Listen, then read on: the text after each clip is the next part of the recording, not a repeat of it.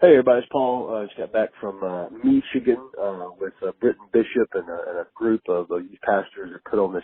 He's put on this camp for the last few years, and I'm just going to say this right now. I'm going to give God the glory through him, but Britton Bishop is just such a incredible gift, not just to the kingdom, the church as a whole in general, but just to our ministry. And I love him as a brother. He does such a good job at being a youth pastor, being a Forge speaker, and just so much of what God is doing through him. It's incredible. And the team that he's assembled there and the youth pastors that are a part of that, I've been around a lot of great ones, and they all do great in their own respect, but this is some of the greatest I've been around. They do it right, and they do a great job in investing in these students. And I think in this case, it paid off. I mean, God moved greatly. And if I could summarize the week, it would be Romans 8, those who are led by the Spirit of God, these are the sons and daughters of God.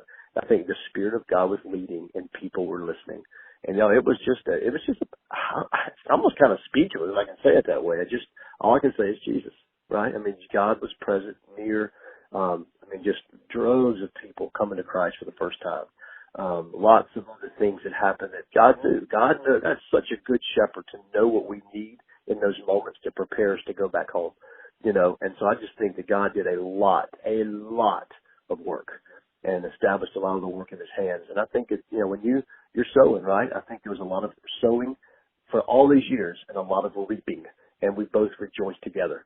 And but Britton and that crew just did awesome. God honored it and blessed it, and it was a phenomenal camp.